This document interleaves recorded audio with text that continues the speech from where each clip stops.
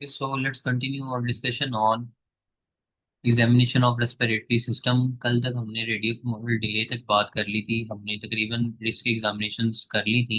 उसके बाद हम आम पे आए, तो आम पे आगे हम कंटिन्यू करते हैं। आम पे आगे से हमने ब्लड प्रेशर से स्टार्ट करना है, तो इसको कंटिन्यू करते हैं। ठीक है, नेक्स्ट हमारे पास हमने आना है आम पे। ठीक है, आम के ऊपर जो चीज़ हमने चेक करनी है वो है ब्लड प्रेशर। ठीक है,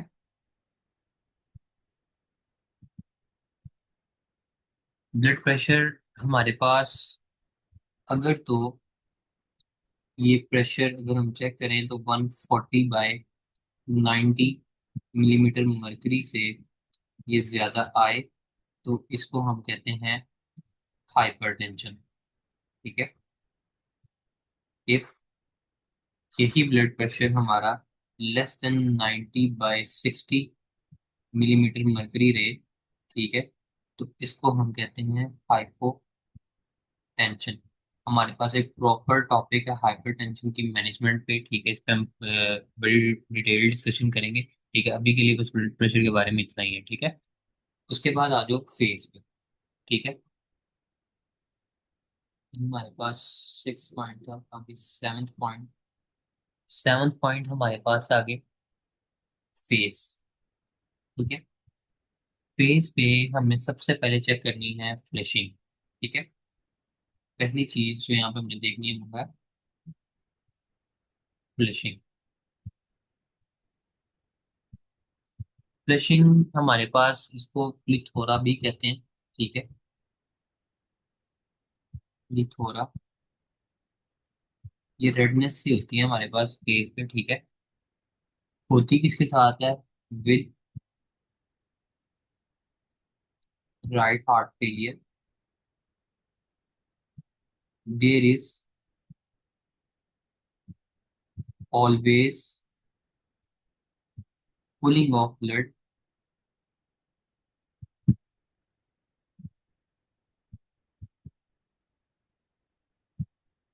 इन superior vena cava and inferior vena cava. Right heart failure अगर हमारे पास हो रहा हो ना, तो हमारा जो ब्लड है ना, क्योंकि राइट हार्ट फेलियर की वजह से हमारा जो ब्लड है आगे की तरफ पंप नहीं हो रहा होता, पल्मनरी ट्रंक और आर्टरीज की तरफ। ठीक है, तो इस वजह से हमारे पास जो ब्लड है वहां पे इकट्ठा होकर वापस की तरफ जाता है, पूल बैक करता है। ठीक है, superior vena cava inferior vena केवा की वजह से। ठीक है, इस वजह से हमारे पास आती है फ्लशिंग। ठीक है, ये हमारे पास ज्यादा कॉमन इनके साथ है। एक तो है राइट हार्ट फेलियर के साथ। ठीक है, और साथ में हमारे साथ काफी कॉमन है माइट्रल स्टीनोसिस के साथ। ठीक है, इन दोनों के साथ ये हमें फ्लशिंग मिल सकती है। ठीक है, सेकेंड फेज पे जो चीज हमने चेक करनी है अगेन साइनोसिस। साइनोसिस चेक करनी है। ठीक है, फेस पे साइनोसिस आपको मैंने पहले कल भी बताया था कि सेंट्रल और पेरिफेरल दो टाइप्स होती हैं। यहाँ पे जो फेस की वजह से हमने साइनोसिस देखनी है वो देखनी है सेंट्रल। ठीक है, और ये हमारे पास ज्यादा कॉमन है विद कार्डियक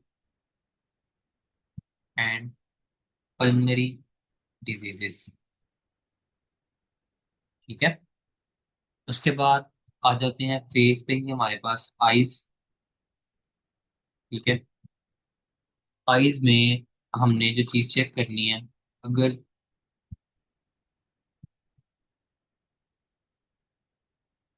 आईज का जो हम कंजक्टाइवा चेक करते हैं, ठीक है, वो हमें अगर पेलर नजर आए, ठीक है, या पेल नजर आए, तो हमारे पास वहां पे ये किस कंडीशन में ज्यादा कॉमन है? With anaemia. ठीक है, एनीमिया के साथ ये ज्यादा कॉमन है।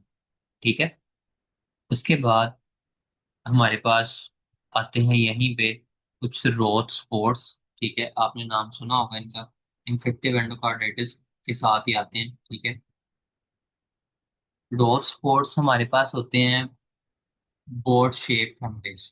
ठीक है, बोर्ड शेप हेमरेज।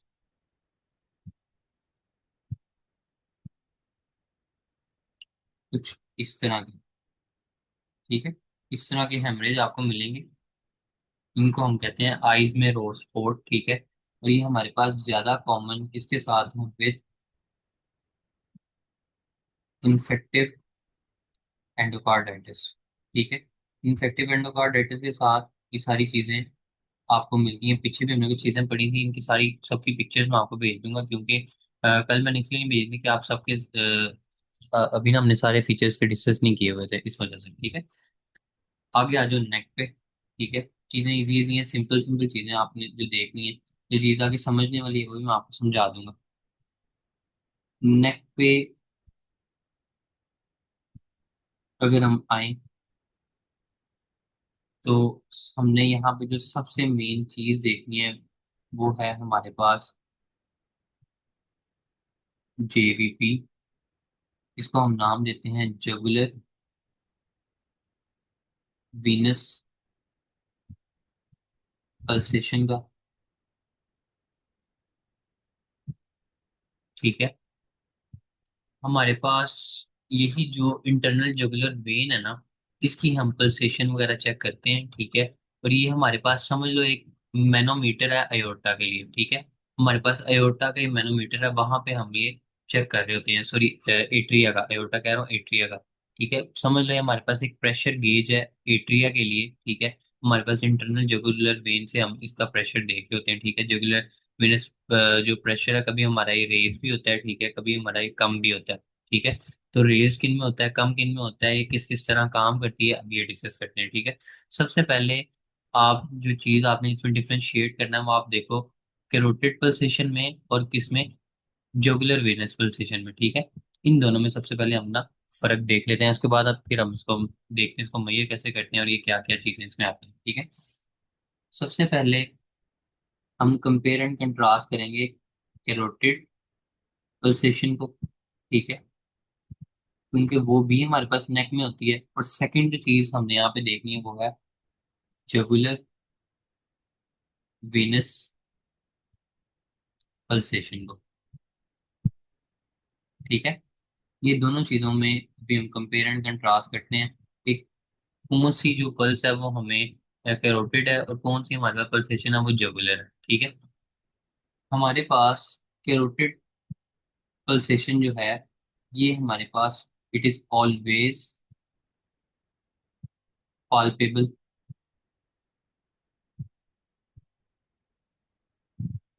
ये हमारे पास पाल्पेबल होती है, आपको पता है हम यहाँ पे नेक पे हाथ रख के पल्स देख रहे होते हैं, ठीक है। वो हमारे पास कैरोटिड पल्स होती है, ठीक है। कैरोटिड आर्टरी वहां पे पल्सेट कर रही होती है, ठीक है, हमने उसको वहां पे देखना होता है, ठीक है। इट इज ऑलवेज पाल्पेबल, ठीक है, क्योंकि आर्टेरियल प्रेशर हमारे पास ये पाल्पेट होती है हमारे पास, ठीक है। अगर हम बात करें जुगुलर वेनस पल्सेशन की, because this is internal jugular vein, ठीक है, तो हमारे पास इट इज नेवर पॉल्पेबल, कभी भी हमारे हमें पॉल्पेट नहीं होती, ठीक है। जैसे हमें ये पॉल्पेट होती है, ये एक फर्क नजर आ गया, ठीक है। इसका हमारे पास एक ही अपस्ट्रोक है, ठीक है। जब ये पॉल्पेट होती है तो इसका अपस्ट्रोक आता है, ठीक है। हमारे पास जो जुगुलर वेनस पल्सेशन है इसमें हमारे पास दो अपस्ट्रोक्स हैं, ठीक है। लेकिन ये फिर भी हमें पाल्पेबल नहीं होती, ठीक है। तीसरी चीज जिनमें फर्क आता है, there will be no effect when patient inspire,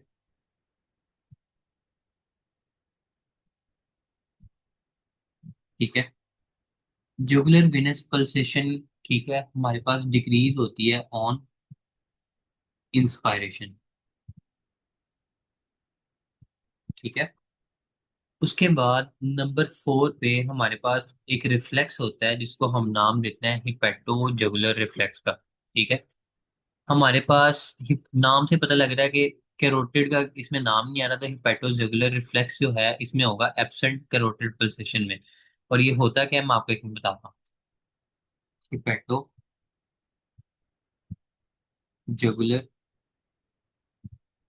reflex ये यहाँ पे होता है एब्सेंट, ठीक है। और यहीं पे हिपैटोजुगुलर reflex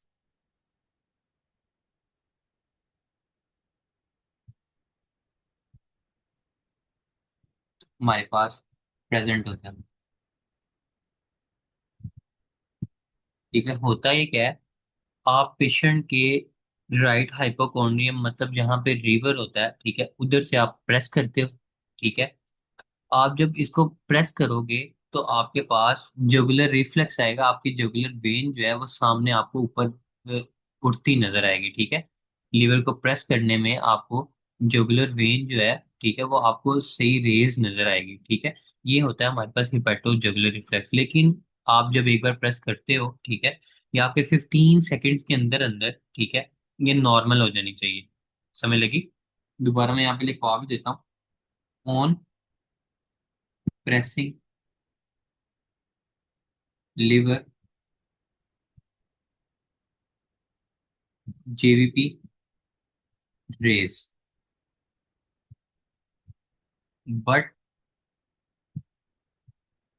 it settles within 15 seconds. हमारे पास ये 15 सेकेंड में बिल्कुल वापस आ जानी चाहिए। अब यहाँ पे मसला जो है, if it takes more than 15 seconds, तो यहाँ पे हमारे पास मसला है। ठीक है, तो यहाँ पे हमारे पास मसला है, ये हमारे पास होता है। इस केस में हम इसको कहते हैं, this is a positive hepatojugular reflex. ठीक है, और ये हमारे पास किस में कॉमन है, ये हमारे पास कॉमन है राइट हार्ट फेलियर के साथ। ठीक है, दोबारा समझा दूं, हिपैटोजुगुलर रिफ्लेक्स हम लीवर को प्रेस करते हैं, ठीक है, जिसकी वजह से जेवीपी होती है हमारे पास रेस। ठीक है, लेकिन ये सेटल कर जाती है 15 सेकेंड्स के अंदर अंदर। ठीक है, if it takes greater than 10 seconds, अगर ये हमारे पास 10 सेकेंड से ज्यादा टाइम ले, there will be positive hepatojugular reflex. इसको हम कहेंगे पॉजिटिव हेपेटोजुगुलर रिफ्लेक्स, और ये हमारे पास होता है किसमें, राइट हार्ट फेलियर में। ठीक है, सबको क्लियर है ये बात, किसी को कोई चीज मुश्किल तो नहीं लग रही यहाँ पे? No sir. इजी है ना? ओके, जी सर। अब आगे जो चीज पढ़ रहे हैं, ठीक है, वो आपने देखनी है, हाउ टू मेजर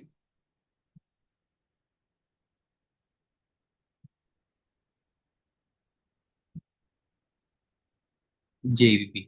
आपने इसको मैयर कैसे करना है, अगर आपको कमांड दी जाए एनर्जी टू में कि आप मैयर करो जेवीपी को, तो आपने किस तरह करना है।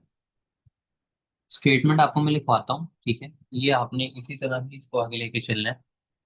A patient line spine, patient spine position में लेटा होगा with neck angle 45 degree, 45 degree के एंगल में। ठीक है, हमारे पास जो नेक है ये मैयर होगी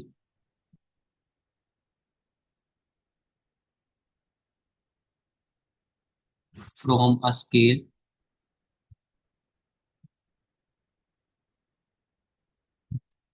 on sternum.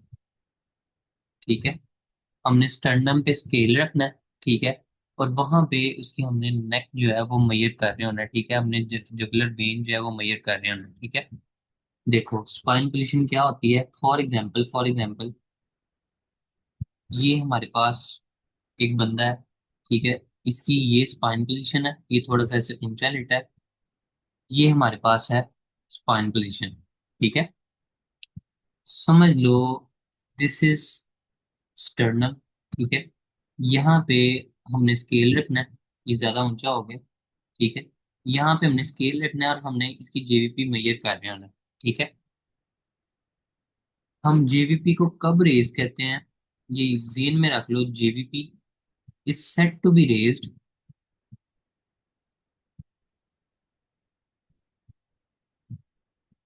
If it is greater than 4 centimetre. 4 centimetre से अगर ज्यादा जुगुलर वेन हमारे पास रेज है, ठीक है, तो हम इसको जाके कहेंगे जेवीपी रेज्ड है हमारे पास, ठीक है, रेज जेवीपी का नाम देंगे। रेज जेवीपी आपने कभी देखा होगा कोई पेशेंट की नेक के ऊपर ना वेन्स काफी वो मतलब बड़ी बड़ी आपको नजर आ रही होती है, ठीक है, उन पेशेंट्स के अंदर ये हमारे पास रेज्ड होती है, ठीक है। यहाँ तक सबको समझ लगी कैसे इसको मेजर करना है और किस तरह करना है, ठीक है। पेशेंट का एंगल थोड़ा सा दूसरी साइड पे होगा, ठीक है, नेक का स्पाइन पोजीशन में लेटा होगा, स्टर्नम पे आप स्केल रखोगे, ठीक है, और वहां से इसको मेजर कर रहे होगे 4 सेंटीमीटर से अगर ये ज्यादा रेज्ड है तो आप इसको जेवीपी को रेज बोलोगे, ठीक है। इससे कम अगर वो ये रेज हुई है तो वो जेवीपी रेज नहीं है, ठीक है। समझ लगी आपको? इससे कोई क्वेश्चन तो नहीं यहाँ तक? No sir. हामिद, इरसा, अलीशा, सबको समझ लगी है? जी उसमें ठीक है। अभी आगे जो चीज मैं समझाने जा रहा हूँ दिस इज वेरी इंपॉर्टेंट, ठीक है। इस पे आपको क्वेश्चन आता ही आता है, ये आपने ना लाजमी समझनी है। अभी हम आ रहे हैं on physiology of JVP wave form pattern. हमारे पास जो जेवीपी रेज होती है इसका क्या पैटर्न है, कैसे रेज होती है, ये चीजें हमने समझनी है। इसकी पहले फिजियोलॉजी समझते हैं, ठीक है, साथ ही इसकी नॉर्मेलिटीज को भी हम डिस्कस कर लेंगे, ठीक है। ओके। जेवीपी हमारे पास इसकी जो पल्सेशन होती है वो एक होती है, ठीक है, वन पल्सेशन, एक बार ये पल्सेट करती है, ठीक है, और इसके कम से कम 3 अपस्ट्रोक्स होते हैं, ठीक है, और दो ही इसके डाउन स्ट्रोक्स होते हैं, ठीक है। 3 अपस्ट्रोक्स होते हैं, 2 डाउन स्ट्रोक होते हैं। वो किस तरह, मैं आपको समझाता हूँ। ये देखो, एक बार जेवीपी रेज हुई, ठीक है, यहां तक आई, ठीक है, इसको हमने नाम दिया ए वेव का, ठीक है। नेक्स्ट हमारे पास जेवीपी जो है हमारे पास थोड़ी सी यहाँ पे आया अगेन एक अपस्ट्रोक, ठीक है, इसको हमने इस अपस्ट्रोक को नाम दिया सी वेव का,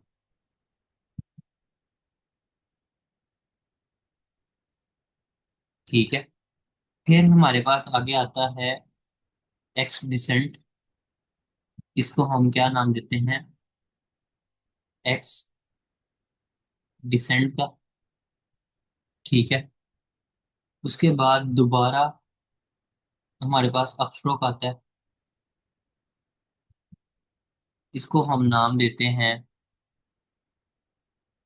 वी वेव का, ठीक है। फिर अगेन हमारे पास एक डिसेंट आता है, इसको हम नाम देते हैं वाई डिसेंट का। ये हमारे पास वेव फॉर्म ऐसे बन क्यों रहा है, अब ये समझो। वेव्स आपको मैंने एक बार बता दी कैसी बनती हैं, देखो, A wave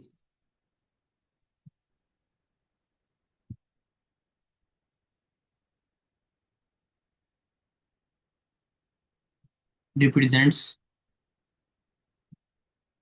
right atrial contraction, ठीक है। ए वेव हमारे पास शो करती है कि यहाँ पे राइट एट्रिया जो है वो कंट्रैक्ट हुआ है, ठीक है। उसके बाद हमारे पास स्टार्ट होता है एक्स डिसेंट, ठीक है, जो कि हमारे पास शो कर रहा होता है राइट एट्रियल रिलैक्सेशन, ठीक है। इसके दरमियान में एक हमारे पास होती है सी वेव, ठीक है, ये हमें शो कर रही होती है there will be closure of tricuspid valve,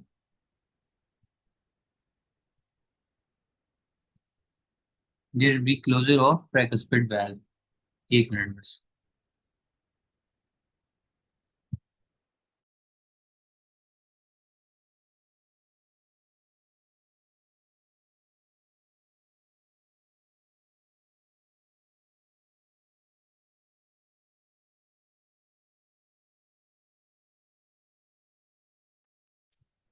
okay, हम इस पे बात कर रहे थे एक्सटीसेंट पे।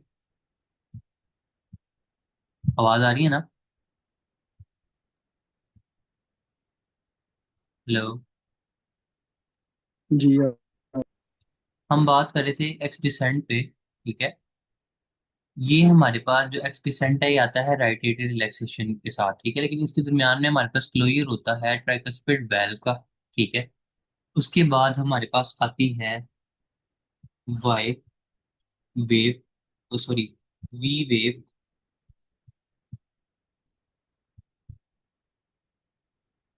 ठीक है। वी वेव हमारे पास आती है विद राइट एट्रियल फिलिंग, ठीक है। उसके बाद आती है वाई डिसेंट, ठीक है। ये हमारे पास आती है with opening of tricuspid well. इस तरह से हमारे पास जेवीबी का टोटल जो है अपस्ट्रोक डाउन स्ट्रोक्स पूरे हो जाते हैं, ठीक है। एक चीज यहाँ पे जो याद रखने वाली है वो आप देखो कि बिल्कुल at the end of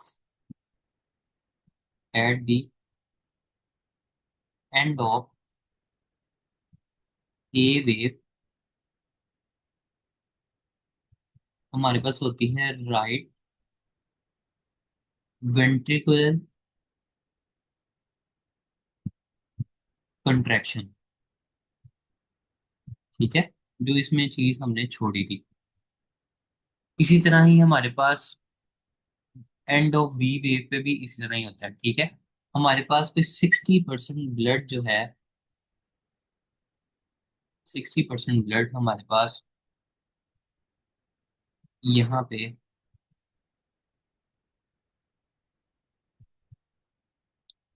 right atria से ब्लड जाता है टू राइट वेंट्रिकल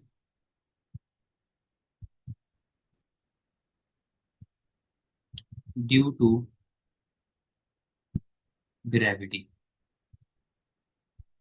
ठीक है। इस वजह से हमारे पास ये सारी की सारी वेव फॉर्म आ रही होती है, ठीक है। बाकी जो 40% है वो इस राइट एट्रियल फिलिंग फेज में हमारे पास 40% यहाँ पे आ जाता है, ठीक है। ये सारा हमारे पास जेवीपी का वेव पैटर्न था, ठीक है। इसका एक छोटा सा मैंने निमोनिक जो है वो पढ़ा हुआ है, ठीक है। उसको आप ऐसे कर सकते हो कि समझ लो आपके पास है, इस तरह कर लो, ए से ए वेव से आता है हमारे पास एट्रियल कंट्रैक्शन, ठीक है। उसके बाद जो नेक्स्ट चीज हमारे पास है सी, ठीक है। सी से आप याद रख लो closure of tricuspid valve,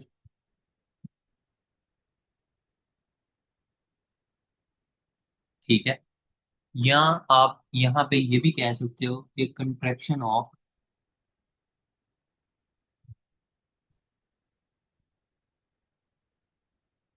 right ventricle.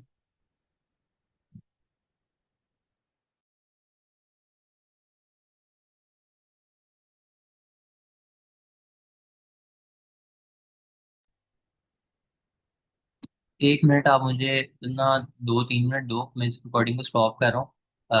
आप ना क्लास दोबारा ज्वाइन करना है, मेरा लैपटॉप जो है वो हैंग हो गया, ठीक है, ये क्लास रिकॉर्ड नहीं कर रहा। मैं दोबारा आपको ज्वाइन करवाता हूँ।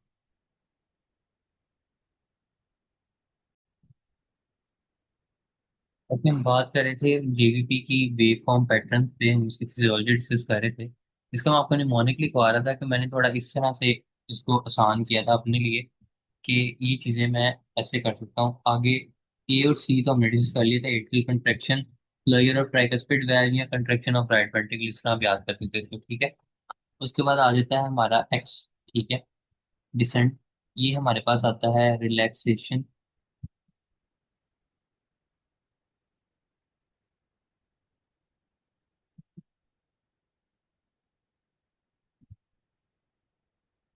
ऑफ, यहाँ पे हमारी होती है राइट एट्रिया, ठीक है। नेक्स्ट हमारे पास जो आता है वो आता है वी वेव, ठीक है। यहाँ पे हमारे पास होती है राइट एट्रियल फिलिंग, ठीक है। तो फिलिंग को आप, एफ को आप बना लो बी, ठीक है। इसको आप बी बना लो, ठीक है। Filling of right atria, filling की जगह इसको वी कर लो, विलिंग ऑफ राइट एट्रिया, ठीक है। और नेक्स्ट पे हमारे पास आता है वी, ठीक है। तो आप इसको इस तरह कर सकते हो, ओपनिंग,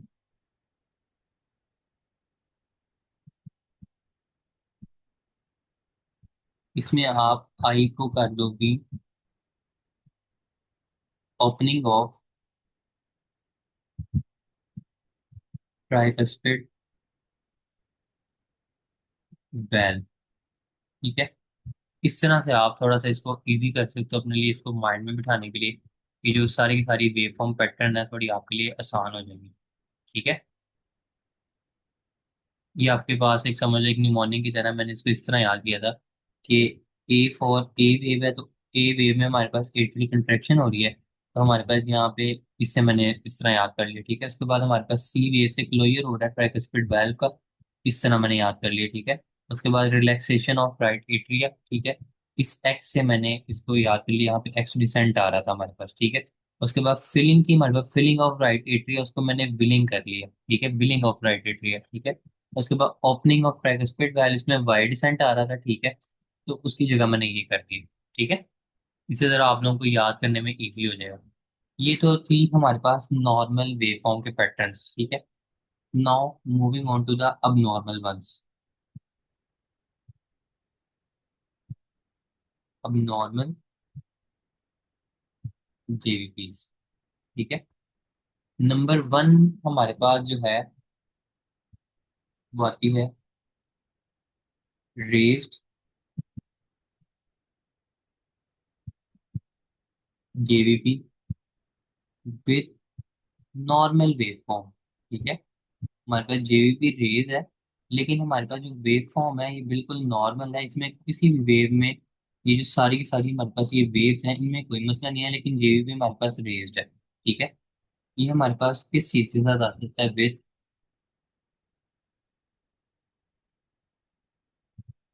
राइट हार्ट फेलियर के साथ, ठीक है। और पेशेंट अगर हमारे पास फ्लूइड ओवरलोड में हो, देखो इट विल मेक सेंस चीजें आपको आहिस्ता आहिस्ता प्रैक्टिकल जब आप सोचोगे तो इट विल मेक सेंस। देखो जैसे ही आपका राइट हार्ट फेलियर हुआ, ठीक है, आपकी बॉडी उस टाइम में भी ब्लड जो है आपका पूल बैक हो रहा होता है इंफीरियर वेना केवा और सुपीरियर वेना केवा में, ठीक है। उसके पूल बैक होने की वजह से आपका वहां पे वॉल्यूम ब्लड का ज्यादा होगा, जाहिर सी बात है आपकी जब वहां पे ब्लड ज्यादा जाएगा इंटरनल जुगुलर वेन में तो आपका वहां पे प्रेशर ज्यादा होगा और वेव फॉर्म जो आपको वेव है वो वहां पे रेज जेवीपी आपको नजर आएगी, ठीक है। उसके बाद आपके पास फ्लूइड ओवरलोड की कंडीशन में भी सेम यही पैटर्न है कि वहां पे फ्लूइड ओवरलोड अगर हुआ हुआ है तो आपको वहां पे अच्छी खासी जेवीपी रेज नजर आएगी, ठीक है। लेकिन वेव फॉर्म सारी नॉर्मल होंगी, किसी वेव में कोई मसला नहीं आ रहा होगा, ठीक है। ऐसे आप चीजों को कोरिलेट करोगे क्लिनिकली तो इट विल मेक सेंस, ठीक है। आगे सेकंड चीज जो है हमारे पास वो है एब्सेंट जेवीपी, ठीक है। एब्सेंट जेवीपी हमारे पास ज्यादा कॉमन है विद हाइपोवोलीमिया, ठीक है। हाइपोवोलीमिया के साथ ही ज्यादा कॉमन है, ठीक है। हाइपोवोलीमिया का क्यों कॉमन है कि यहाँ पे हमारे पास फ्लूइड लॉस हो रहा होता है, ठीक है। फ्लूइड लॉस होने की वजह से जाहिर सी बात है उसमें फ्लूइड ही नहीं होगा, उसमें वॉल्यूम ही नहीं होगा, तो जेवीपी कैसे नजर आएगी हमें, ठीक है। एक ये चीज आ गई। उसके बाद नंबर थर्ड पे we have raised JVP with absent pulsations, ठीक है। जेवीपी रेज्ड है लेकिन एब्सेंट पल्सेशन है, इसमें हमें पल्सेशन नहीं मिल रही, ठीक है। हमारे पास कोई भी पल्सेशन नहीं है, जेवीपी रेज्ड है, ठीक है। ये हमारे पास ज्यादा कॉमन है with superior vena cava syndrome. ये आपके साथ डिस्कस हो चुकी है already in lung cancer bronchogenic carcinoma के अंदर, मैंने डिस्कस किया था, ठीक है। ये हमारे पास एपिकल लंग कैंसर के साथ ज्यादा कॉमन है,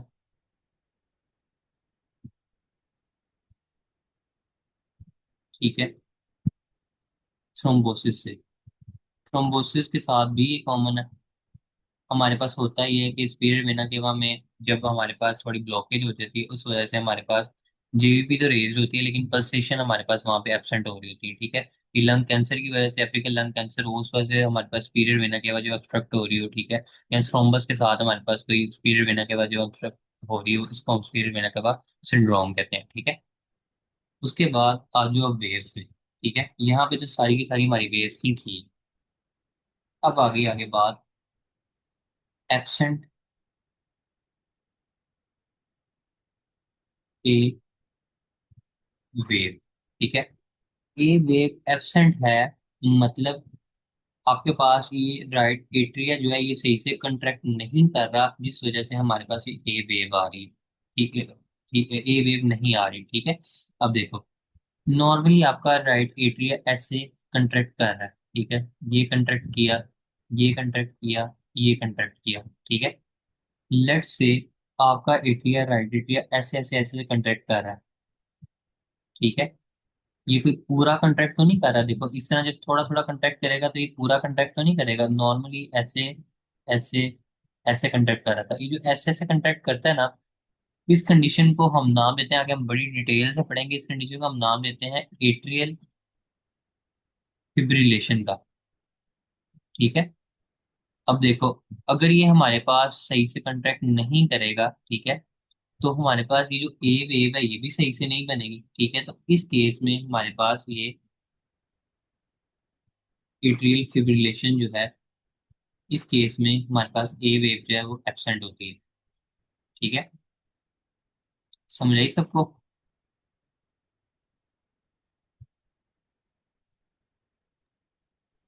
यस सर। उसके बाद आगे आ गई ए वेव की ही अब नॉर्मेलिटी एक और है, which is cannon a wave. ये कैसी है कि हमारे पास जो ए वेव है, नॉर्मली तो थी ये कुछ इस तरह की, ठीक है। ये हमारे पास कुछ होती है, मैं आपको ड्रॉ कर देता हूँ। ये हमारे पास होती है कुछ ऐसी, ये ए वेव आई, ठीक है, फिर सी वेव, ठीक है, और फिर बाकी सारा, ठीक है, इस तरह से, इस तरह से आता है। इसको हम कहते हैं कैनन ए वेव। ये हमारे पास है ए वेव, तो इतनी हमारे पास बड़ी सी होती है ये, ठीक है। ये हमारे पास कॉमन है विद ट्राइकस्पिड स्टीनोसिस के साथ, ठीक है। ये भी देखो, आपको समझ लग रही होगी, जब राइट एट्रिया कंट्रैक्ट करेगा, ठीक है, यहाँ पे आगे अगर ट्राइकस्पिड वेस्टिनोज होगा तो उतना ही इसको टाइम लगेगा ब्लड को आगे पुल करने में, ठीक है। तो इस वजह से ये ए वेव हमारे पास जो है ये थोड़ी कैनन या लंबी वेव बन जाती है, ठीक है। आगे हमारे पास अगेन ए वेव की नॉर्मेलिटी है, ठीक है। इसमें हमारे पास है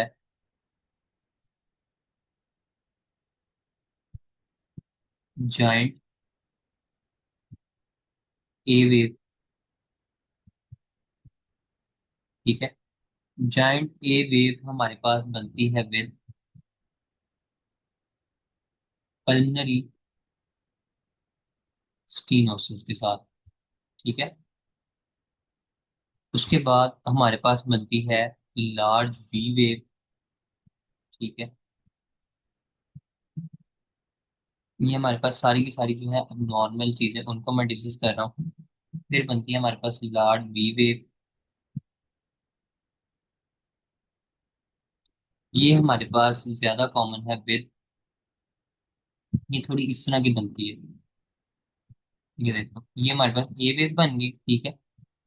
ये इसमें एक अपस्ट्रोक आ गया। ठीक है। ये हमारे पास बन गई आगे वी वेव। ठीक है। ये तो थोड़ी लार्ज बन गई। ये बनती है विद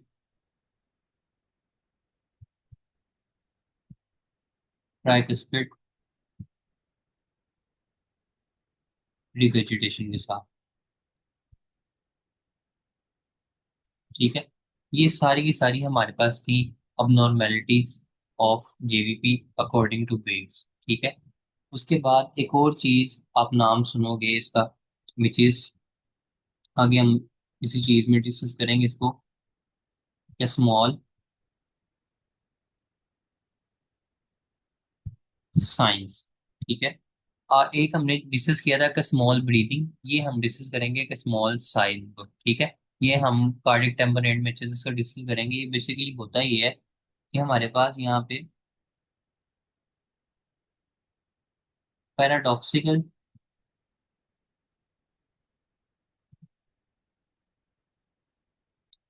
रेज होता है जेवीपी का ऑन इंस्पायरेशन। ठीक है। नॉर्मली आपको मैंने कहा था इंस्पायरेशन के दौरान जेवीपी जो है वो रेज नहीं होती। ठीक है। हमारे पास यहाँ पे इस यहाँ पे इसका रेज होगा इंस्पायरेशन के ऊपर भी। ठीक है। ये हमारे पास किस कंडीशन में आता है, विद कार्डियक टेम्पोनार्ड। ये भी हम अच्छे से डिस्कस करेंगे आगे पैथोलॉजी में। ठीक है। उसके बाद लास्ट पे एक साइन और रह गया, which is Friedreich sign.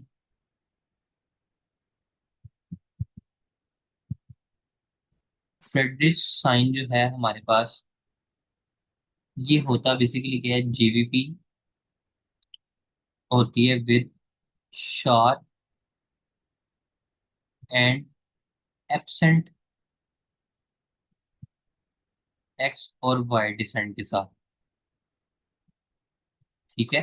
JVP with sharp and absent x y descent. ये देखो यहाँ पे हमारे पास ये शार्प सी जेवीपी होती है, लेकिन एक्स वाई डिसेंट इसमें नहीं आ रहा होता। ये हमारे पास टोटल सारी की सारी जेवीपी अब नॉर्मल वेवफॉर्म की, एक बार इसको रिवाइज कर लेते हैं। ठीक है। हमने पढ़ा कि हमारे पास जेवीपी की नॉर्मल वेवफॉर्म पैटर्न जो है, इसमें तीन अपस्ट्रोक्स होते हैं, दो डाउन स्ट्रोक होते हैं। अपस्ट्रोक्स में हमारे पास ए वेव है, उसके बाद सी वेव है, फिर उसके बाद हमारे पास वी वेव है। ए वेव से हमारे पास राइट एट्रियल कंट्रैक्शन होती है, फिर हमारे पास क्लोजर होता है ट्राइकुस्पिड वैल्व का, फिर हमारे पास राइट एट्रियल रिलैक्सेशन होती है, राइट एट्रियल फिलिंग होती है वी वेव में।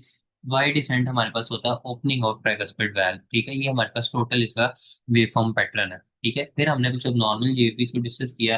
हमारे पास नॉर्मल वेवफॉर्म के साथ जेवीपी अगर रेज होती है तो राइट हार्ट फेलियर या फ्लूइड ओवरलोड के साथ होती है। ठीक है। एब्सेंट जेवीपी हमारे पास होती है हाइपोवोलीमिया के साथ। रेज वेव भी हो लेकिन पल्सेशन उसमें एब्सेंट हो, तो ये हमारे पास सुपीरियर वेना कैवा सिंड्रोम में होती है, इसमें उसकी ऑब्स्ट्रक्शन हो रही होती है। ठीक है। उसके बाद एब्सेंट ए वेव हमारे पास होती है एट्रियल फिब्रिलेशन के साथ। कैनन ए वेव हमारे पास होती है ट्राइकुस्पिड स्टीनोसिस के साथ। ठीक है। जायंट ए वेव हमारे पास होती है पल्मोनरी स्टीनोसिस के साथ। उसके बाद लार्ज वी वेव हमारे पास होती है ट्राइकुस्पिड रिगर्जिटेशन के साथ।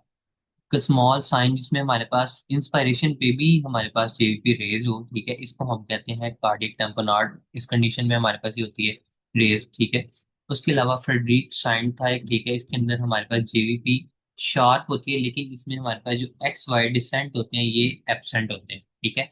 ये हमारे पास टोटल जेवीपी के ऊपर जो हमारे पास पॉइंट्स थे, ये सारे के सारे मैंने डिस्कस कर लिए।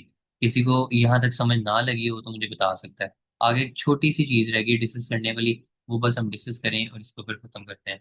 यहाँ तक समझ लगी सबको? किसी को कोई क्वेश्चन तो नहीं है?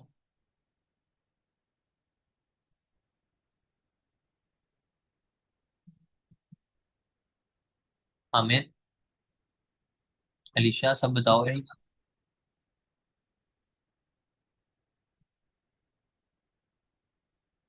ठीक है। हमने यहाँ तक जो चीज सारी डिस्कस की वो थी हमारे पास क्या, हमारे पास ये थी जनरल फिजिकल एग्जामिनेशन, ये चीजें हमने जनरल फिजिकल एग्जामिनेशन में देखनी है। ठीक है। नेक्स्ट हमारे पास है एग्जामिनेशन ऑफ प्रिकॉर्डियम।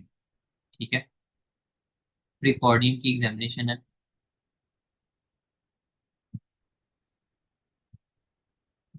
इसको भी देख लें कि जल्दी जल्दी है हमारे पास। इसको देख लेते हैं। Precordium is the area of chest in front of heart. ठीक है। हमारे पास ये एरिया है चेस्ट का फ्रंट ऑफ हार्ट पे। ठीक है। सबसे पहले वी विल इंस्पेक्ट। ठीक है। इंस्पेक्शन करेंगे सबसे पहले हम। ठीक है। We will see the shape of precordium. ठीक है। उसके बाद we will see any deformity, then we will see any bulging, then we will see any scar mark, then we will see any visible pulsation,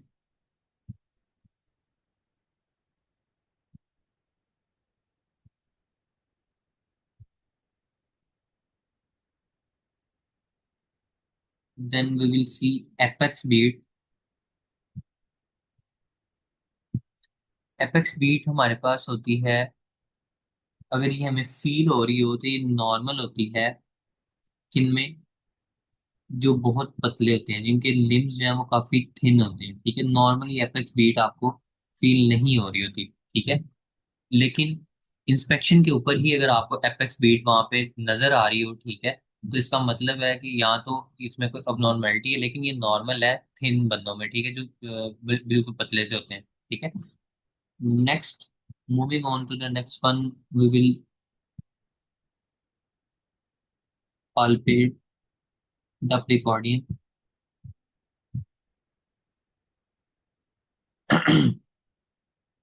सबसे पहले इसमें हम देखेंगे apex beat. Apex beat में we will see the site. ठीक है। Apex beat की जो साइट है ना, वो बिल्कुल फिफ्थ इंटरकोस्टल स्पेस पे है, medial to mid clavicular line. ठीक है।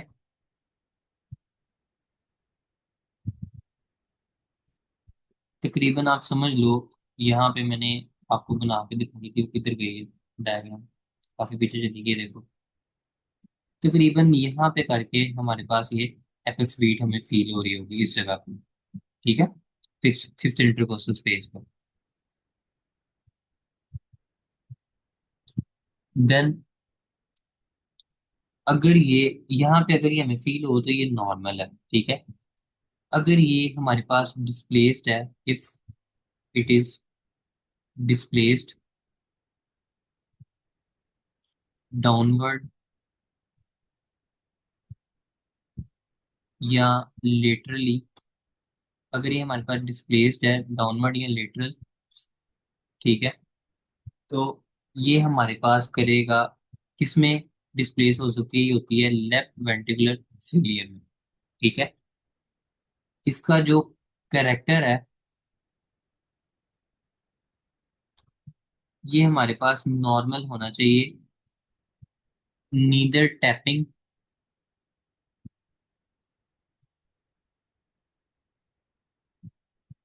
ये हमारे पास टैपिंग करेक्टर भी नहीं होना चाहिए, नोर हीविंग। ठीक है। ना हमारे पास टैपिंग करेक्टर होना चाहिए, ना हमारे पास हीविंग होनी चाहिए। ठीक है। ये हमारे पास नॉर्मल होता है। अगर हमारे पास वहां पे टैपिंग या हीविंग आ रही हो तो हमारे पास अब नॉर्मल है। ठीक है। देखो, अगर हमारे पास यहाँ पे लाउड S1 आ रही हो विद टैपिंग, तो हमारे पास यहाँ पे हो सकती है माइट्रल स्टीनोसिस। ठीक है। अगर हमारे पास यहाँ पे हीविंग आ रही है तो यहाँ पे हमारे पास हो सकता है माइट्रल रिगर्जिटेशन, अयोर्टिक स्टीनोसिस या अयोर्टिक रिगर्जिटेशन। इन सब के साथ हमें मिल सकती है हीविंग। ठीक है। तीसरी चीज जो हमने यहाँ पे करेक्टर के बाद देखनी है वो हमने देखनी है एपेक्स बीट के बाद लेफ्ट पैरास्टर्नल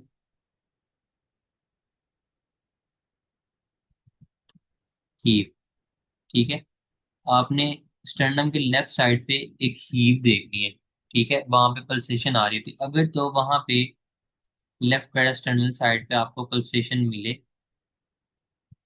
तो ये आपके पास कॉमन है विद राइट वेंट्रिकुलर हाइपरट्रॉफी। ठीक है, इसके साथ ये कॉमन है।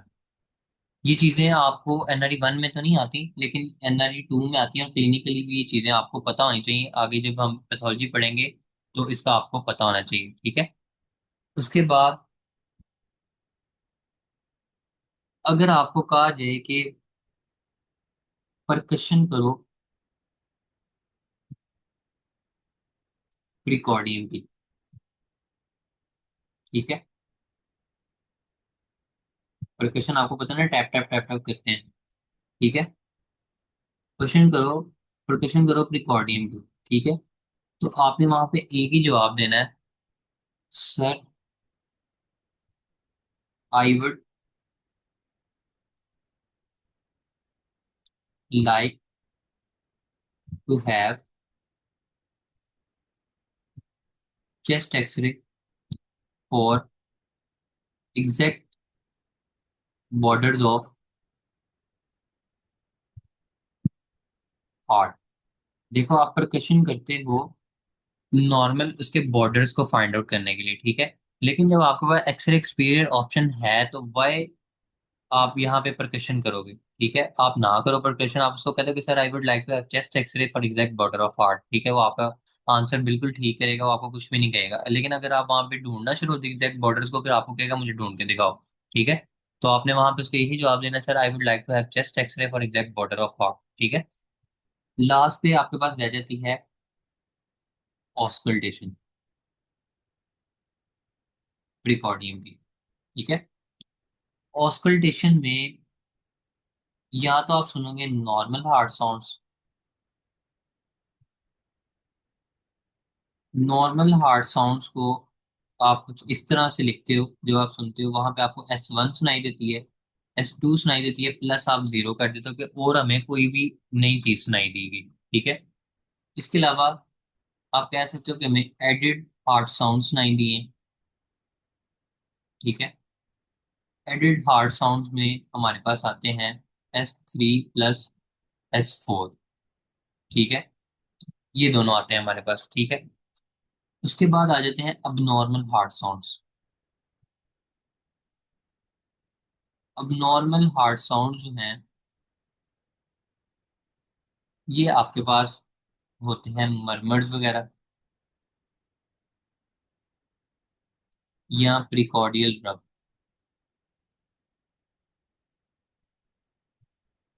ये आपके पास थी सारी प्रिकॉर्डियम की एग्जामिनेशन। ठीक है, आपने इसमें सबसे पहले इंस्पेक्शन देखी, इंस्पेक्शन में आपने शेप देखी, प्रिकॉर्डियम की डिफॉर्मिटी देखी, बल्जिंग देखी, स्कार मार्क, विजिबल पल्सेशन वगैरह। एपेक्स बीट अगर आपको वहां पे नजर आई, क्योंकि वहां पे आपको पल्सेट होती फील हो रही है, तो वो नॉर्मल होगी सिर्फ थिन लिम्स में। ठीक है।